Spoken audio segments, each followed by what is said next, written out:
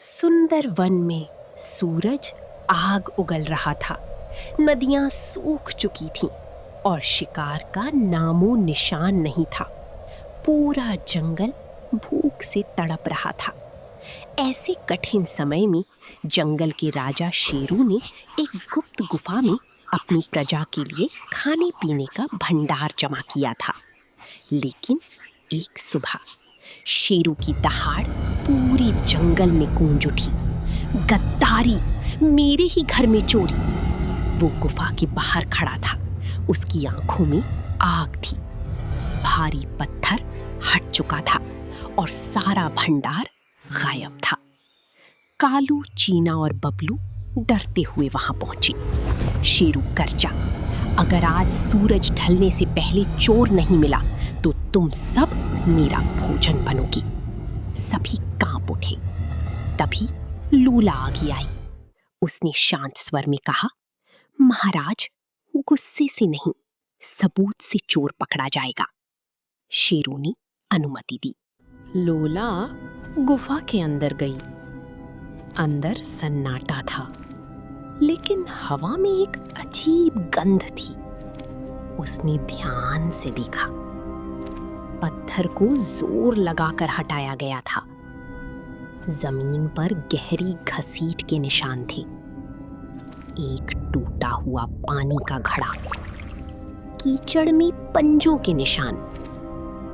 लोला बाहर आई और बोली, चोर 4 पैरों वाला है और उसके एक पैर में गहरा कट है। बबलू तुरंत बोला, ऐसा तो किसी को भी चोट लग सकती है, ये कोई सबूत नहीं। लोला ने दीवार की ओर इशारा किया, और ये देखो, सलेटी रंग के बाल। अब बबलू थोड़ा घबरा गया। वो शायद सफाई करते वक्त गिर गई होंगी। लोला ने कुछ नहीं कहा, लेकिन उसकी नजरें सब समझ रही थीं। सभी गुफा से बाहर आए और निशानों का पीछा किया। निशान सूखी घास तक गए और वहां गायब हो गए।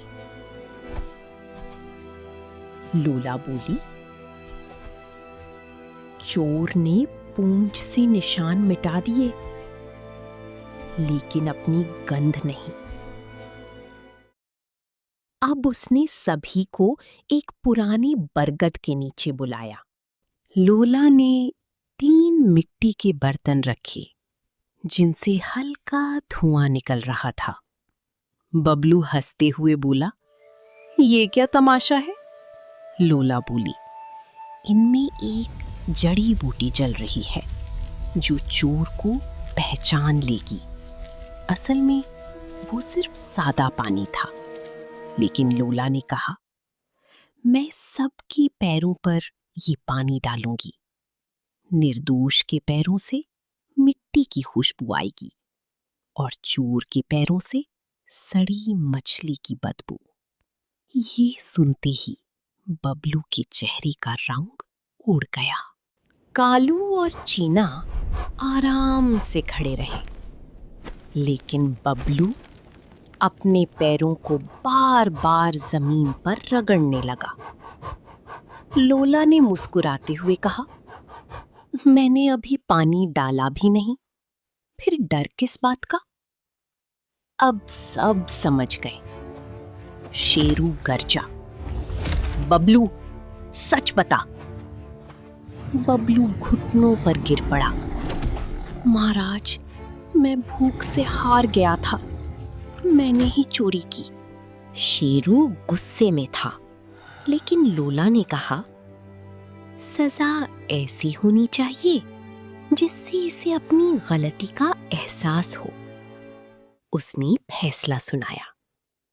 बबलू अगले 10 दिनों तक पहाड़ियों के पार से पानी लाएगा और सबके लिए भोजन ढोएगा। शेरू ने आदेश दिया, अगर एक दिन भी काम में चूक हुई तो जंगल से निकाल दिया जाएगा। बबलू ने सिर झुका लिया। उसे अपनी गलती समझ आ गई थी। उसने सारा चुराया हुआ भोजन वापस रखा। उस रात जंगल के सभी जानवरों ने मिलकर खाना खाया और लंबे समय बाद कोई भी भूखा नहीं सोया। सीख: लालच इंसान या जानवर को अंधा बना देता है, लेकिन सच हमेशा सामने आ ही जाता है।